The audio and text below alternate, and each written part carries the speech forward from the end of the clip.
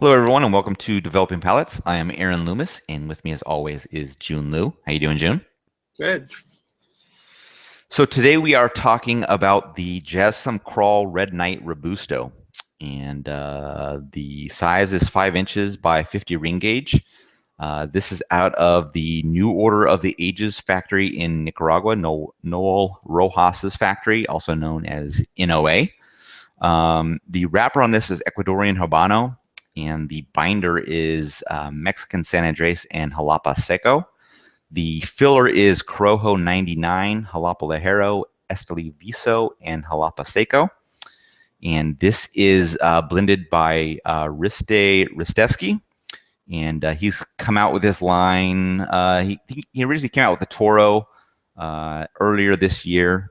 This is the second Vitola in the line, and this was released in April of this year, 2016. Price point on this is $9. So with that, we'll just kind of get into our pre-light experience with the cigar. So Jiunn, what was your pre-light experience with it? By the way, Risty.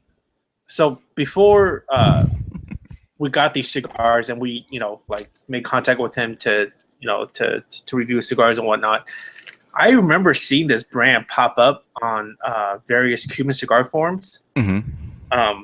Private forums as well as some of the public, Cuban cigar forums. He's actually a pretty big. I think he's a pretty, good-sized, or let's just say he's an enthusiast of collecting Cuban cigars. Yes. So I remember him posting it on various forums that he's coming out with this. I was like, oh crap. But anyways, so the actual cigar wrapper has a Colorado Maduro wrapper shape. The wrapper consistency is like a really super fine kind of a sandpaper. Cigar feels tight and heavy in the hand. And there was very little give on the entire cigar. So I was hoping that didn't lead to draw issues. Veins, fairly well pressed, seems fairly invisible. There's a flare of the what do you call that? A man bun. What is that? Man bun. A man bun at the top. Man bun. But I was trying to type that. I was like, how do I call this damn thing? Like, right. It's not a pigtail because it's wounded up. Yeah. Right. So the man bun, and then it has a completely enclosed foot. And then on the cap, it had a singular cap for me, but it went pretty deep, like almost like a full inch. Mm-hmm. Pre-light aroma, the wrapper smell. Very pungent, fresh ground black pepper. Dry pasta. No kidding, dry pasta. Because I smelled it a few times. I was like, this smells like opening up a cardboard box of pasta and then smelling it. So, and then what do you know? It smells like cardboard too. So foot aroma tells that same pungent black pepper, some aged cedar. Cold draw reveals cedar, cardboard, and a little bit of black pepper. But in general, cigar looks good. Yeah, wrapper was slightly lighter than medium brown, had a little reddish tint to it. There were some prominent veins that were easily visible along with the smooth wrap lines. There's like you said, big single cap. I didn't write man bun in my review, but that's kind of what I was thinking about it. But it's a pigtail, but it's all wrapped up and enclosed. There's no flare to it or anything like that. So it's just a thick, wound up tail to it.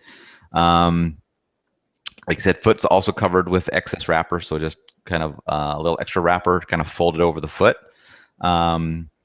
The band on this is pretty regal looking. Lots of gold, black, burgundy. A nice shield with lions on both sides, kind of facing the shield. Looks really nice. The aroma from the wrapper was a distinct barnyard, but I could also pick out a distinct leather. And when I think barnyard, leather's kind of in the mix. I mean, cowboys, whatever it is, the cows on the farm, whatever, you get a little bit of that, but I still got enough of it that it was kind of outside of that I kind of separated it out as another flavor or another aroma. The foot was mostly the same, just because the wrapper was folded over. But whenever it's folded over, there's usually a little bit of a gap where the foot kind of peeks through. So I was getting a little bit of a sweetness from that slight opening there at the foot. Pre-light draw was sweet leather, and a little bit of pepper, and there was a little bit of tingle on my lips as well from the wrapper. So getting into the flavor, take us kind of first through third through final third. What was your experience like? Sure. First third. I mean, from first draw, it really know what you're going to be in for. So deep, rich, powerful, heavy and oily black pepper spice. And that fierce black pepper, it really engulfs your entire palate, and it absolutely cakes it with oily pepper. So, in addition to that intensity of the black pepper, so when I say black pepper is not spicy, right? So in addition to that black pepper, well, not for me, it's not spicy. I eat a lot of spicy food. But in addition to that black pepper, it mixes in with like a really intense, like a seeded jalapeno spice. So when I say seeded jalapeno, I don't mean that it tastes like jalapeno, but on a Scoville unit level is what I meant. So the kind of spice where that spiciness is there, but it still allows you to be able to taste other flavors and not, interject with the other flavors. Your mouth's not on fire where you're not tasting anything. It's a flavorful spice. Exactly. So, with only a handful of draws, probably 5-6 draws, this is probably the first cigar I could ever say within 5-6 draws, I felt like the strength was medium full. So just 5 to 6 draws in, I got a slight head buzz. And in addition to these spices, I got really good notes of a creamy nuttiness and sweetness. I got bread and a toasted oaks. So, within the sweet nuttiness and that toastiness, it really helped combat that, fierce spice. On the retrohale, potent black pepper and seeded jalapeno spice. And it was so potent that I couldn't actually perform full retrohales. It almost like I would let a little go, through my nostrils, and I choked. But it was, full of that, oily black pepper. The finish consisted of that same spice, in addition to a lightly toasted oak and like a nougat kind of a nuttiness, which I love that flavor in general. So in terms of body and strength, medium full, and then body for the most part medium, but I could kind of feel it getting warmed up some more to like a medium full. So heading into the second third, beginning of second third, and in general with the second third, there's absolutely no sign that this thing's gonna let off his gas pedal, and it's just absolutely full throttle still. Still get that same oily, heavy black pepper and seeded jalapeno spice. But the profile actually becomes noticeably sweeter and creamier. So, that further helps to kind of tame down that heavy spice. And the retrohale at that point is more approachable than the first third because it, although it still gave that really pungent spice, it gave a nice sweetness and a creaminess to it that made it really tasty, like a sweet and sour. I mean, a sweet and spicy kind of a thing going on. Finish consisted of it was a little less dominant black pepper and the jalapeno spice, and it was more that nougat nuttiness and charred wood. Delicious. And in terms of strength and body, since the beginning of the second third, the strength moved to a full. And the body to more of a medium full, and I gotta admit, so in the second third, like halfway through the cigar in general, I actually got up and I opened up a can of Sprite and I chugged it because the strength got me so good that it actually made my body numb, and I started sweating like a pig. I mean, granted, it was a pretty hot day, and I had this in like early afternoon. But dude, like my heart rate was like normal, and I just started sweating my ass off. I look like I was on freaking crack or something with all that sweat. Um, so last third. So the first half of the last third is a continuation of the second third, meaning still that that relatively oily, heavy black pepper, see the jalapeno spiciness, that creamy sweetness, and the charred wood. So at the halfway mark, there's a charred bitterness that enters the palate, but in a good way, because I felt like that gave it more of a rounded earthiness character to it, and it kind of provided a little bit more tannins. So, and then also at the halfway mark of the last third, the spice level decreases quite a bit. And with that, it really let that nougat, that nuttiness and that sweet creaminess shine a lot more. Strength continued to be a full, and the body medium full, and I kind of felt like, you know how like you go to a dry sauna, you sweat your balls off, and then like afterwards, like you feel like you did something, but you did it. Right. I kind of felt like that smoking a cigar. But yeah, that was my experience. What about you? Yeah, I mean, initial light just brings a big blast of pepper and spice. More precisely, it's black pepper and a little bit of cinnamon mixed together. But about a quarter inch in, the profile mellowed out, and it wasn't as sharp for the pepper and spice. There was also like a really light dusting of cocoa powder that was mixed in for me. A half inch in, I got some woodiness that came into the mix, to go along with the pepper and the spice, but the spice had gone away at that point. The retrohale was like a slightly spicy cedar. And at an inch in, I got a good dose of cream that poured in, replaced the light cocoa, and mixed with the wood and the pepper, but it smoothed out the profile even more. At an inch and a half, the pepper was almost gone, so it was just like creamy wood at that point. And then after a few more draws, the cream also made its way into the retrohale. And then near the end of the third, the woodiness became a bit sharper at that point. And it was strength-wise, it was just slightly above medium for me. That may be, kind of a falsehood as it went along, but that's kind of where I thought the experience was in regards to the strength level. Second third started with the same slightly sharp wood and the cream. A quarter inch in, though, some pepper began to come back into the profile. And the retrohale was still primarily cedar with a little bit of cream. 3/4 of an inch in, the sharpness came back with the wood, almost like a young or like a fresh cut wood. And then an inch in, the sharpness went away and it was back to woodiness. But at that point, it was becoming more defined as oak. And the creaminess was still there, and a little bit of slight pepper. And then nearing the end of the third, some mustiness came into the mouth flavor and also into the retrohale. So that was kind of adding an additional nuance to the flavors there. And then I put in the review that at this point the strength was a sneaky medium full, which I think probably was happening in the first third. It hadn't registered with my body yet. But I knew it was there. It's like I kind of liken it to when you're drinking alcohol and you're sitting there and you're like, I'm fine, but you're like, I need to stand up and do something. And then at that point you realize that you're not as good as you thought you were. Right. So, something's going on with your body that you just. What's medium full strength for you? Like what do you feel? I don't know, maybe like almost like either a bit of a caffeine high where you're kind of a little jittery. Okay. Or maybe like you're caffeine dependent and you're not getting the caffeine, so you're a little bit jittery from that.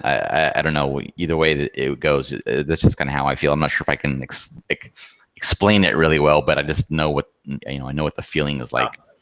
Final third, it was continuing with the creamy oak and the mustiness, and the body was continuing to increase as the cigar was going along. The oak gained a slight char to it, and the creaminess was still in the background there. There was also a little bit of earthiness that was coming in that pushed the mustiness primarily to the retrohale. About 3/4 of an inch in, I was getting a little bit of a slightly bitter coffee, and that was mixing with the charred oak and the cream on the retrohale. I was getting a vegetal note that was mixing with the wood and the cream. And then an inch in, the vegetal note had gone away from the retrohale. But the cigar then finished with like the slightly charred oak, and the cream and that slight bitter coffee was still in there. And then strength level at that point, I'd say it's a little bit above medium full.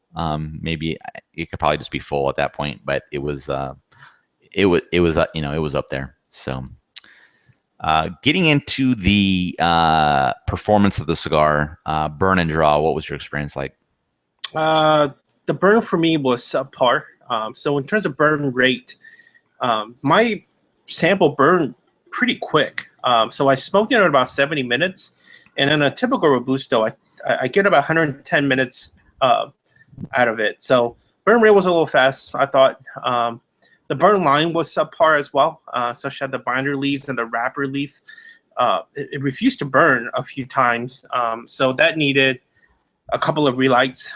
So I relit it once in the second third and once in the last third. Mm-hmm. And the ash was pretty. It was like a snow white ash. It held pretty sturdy in an average 1 inch increments.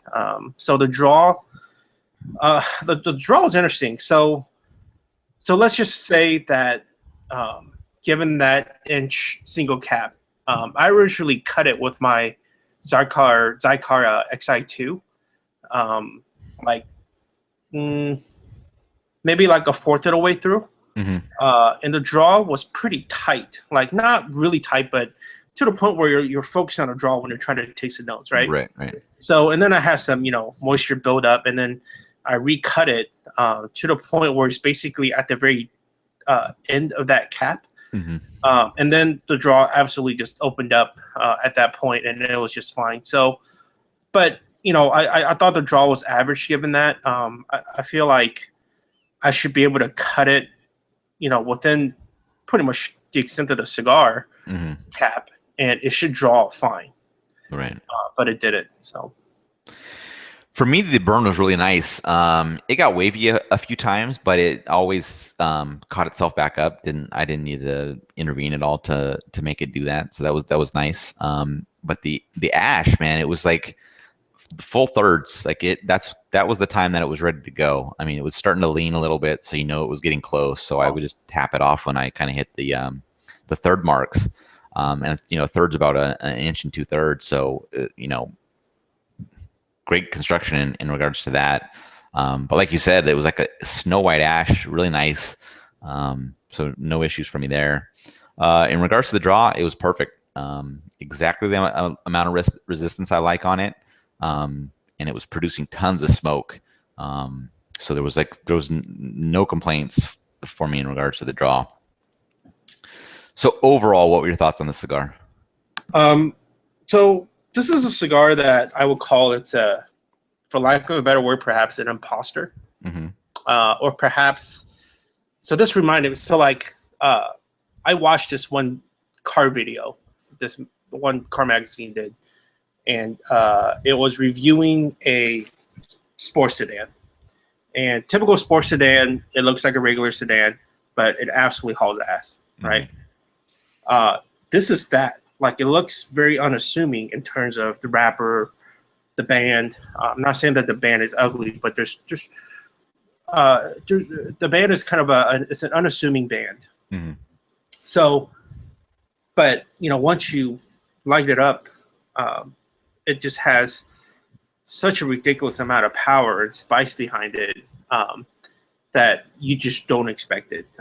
So, I recommend someone that is really seasoned in the smoking cigars. I don't recommend. It's funny, right? Like, Risty is, big Cuban. I think he's a pretty big Cuban cigars collector. He certainly knows his Cuban cigars, let's say, right? And for him to know that much about Cuban cigars through smoking and collecting, etc., and to make something like this, mm-hmm. Is really interesting. It seems like such an opposite. Yeah, that's something I want to specifically talk to him about. I just find that, like you said, I find it very interesting that from that being his background, that this was the cigar that he came out with. Right, for sure. What I could probably relate to this in the Cuban world is there's certain Cuban cigars out there that are custom rolls. by namely, kind of the better known Cuban cigar rollers out there. And you could request them sometimes to roll your cigars a bit stronger. And within some of those, I've had that just absolutely knocks your ass off. And this is that. Actually, this is better than that because even though it's so strong for me, and most people that know me know that I don't like really strong cigars. But to specify that in a greater detail, I don't like strong cigars that are just strong just for the hell of it. But this cigar is not that. I felt like this cigar was no doubt incredibly strong, full strength, no doubt. But it had that sweetness and the creaminess and that toastiness to bring it all together to be truly a bold representation of what I think Rissi was going for. Yeah. So I don't recommend you to smoke this like me on a hot ass day.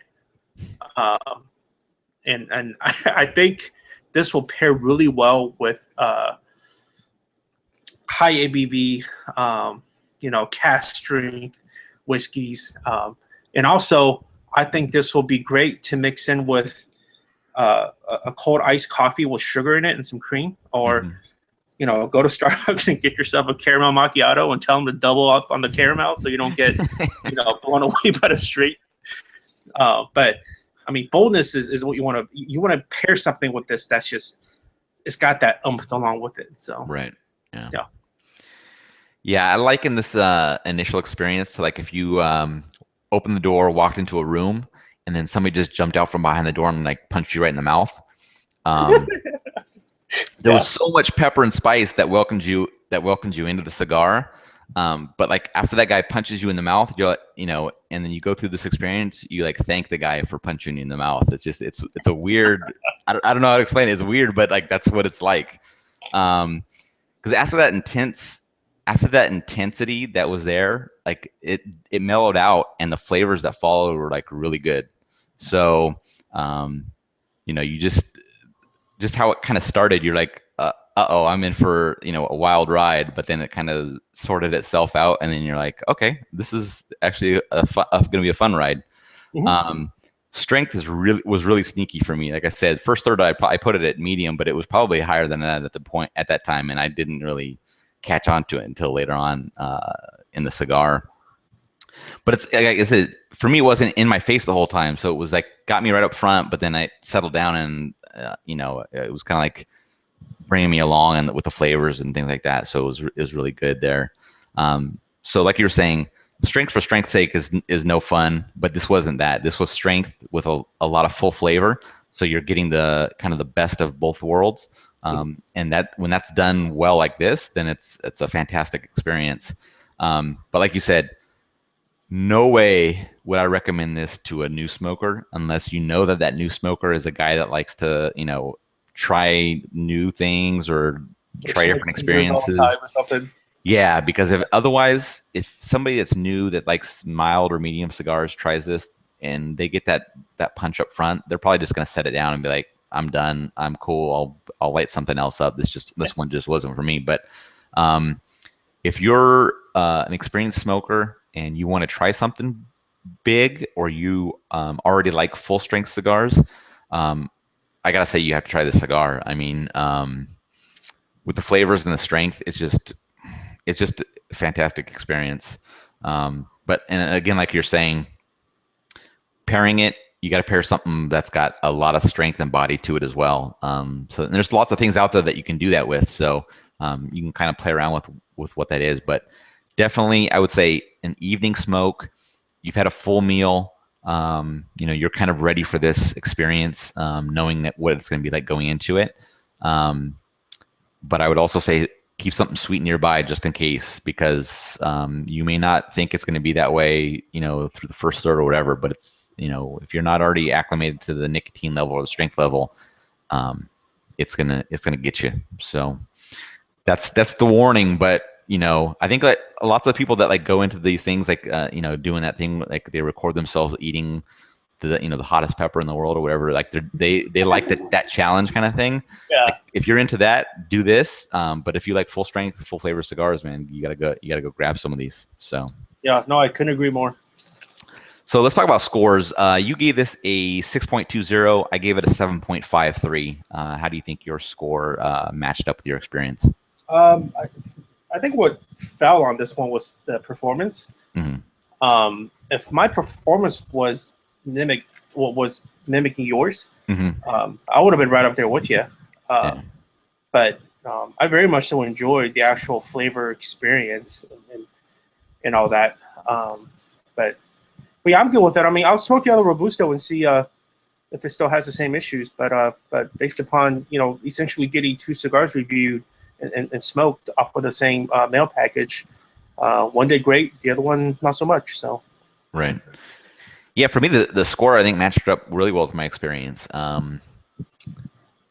It's just a really good cigar. I mean, that's what I could say. You just have to know going into it kind of what that's going to be like a little bit, knowing that it's going to be strong. And from what Riste has told me is that he blended the Robusto specifically for a little bit more power. So the Toro, from what he says, is not as, and I don't know what the gap is in regards to that. It may just be slightly below this, or maybe a decent gap. But he said that the Robusto was the one that's supposed to be dialed up a little bit. So, but yeah, I thought it was fantastic. I definitely recommend, if this kind of profile and strength is up your alley, that you definitely have to seek this one out. I can't say that I would smoke this all the time because it really kind of kicked my ass, and I'm not always up for that experience every time I want to smoke something. But when you kind of are in the mood for that, you had a nice steak dinner, you're planning to settle down with a strong beverage, something like that, this is perfect, man. Just go for it. So, yep. Any final thoughts on the cigar for you? No. This is one of our sponsors, but as the caveat is, it doesn't matter if they're sponsors or not. We still review cigars the way we truly feel about it. So exactly. Well, that wraps up for us. If you're just catching this review on YouTube, be sure to check out the site developingpalates.com for the full written review. Subscribe to the channel on YouTube. Also, hit us up on all the social media networks, so Twitter, Facebook, Instagram, and Google+. And thank you for joining us. Thank you, Jiunn. Thanks. And we will catch you all on the next one.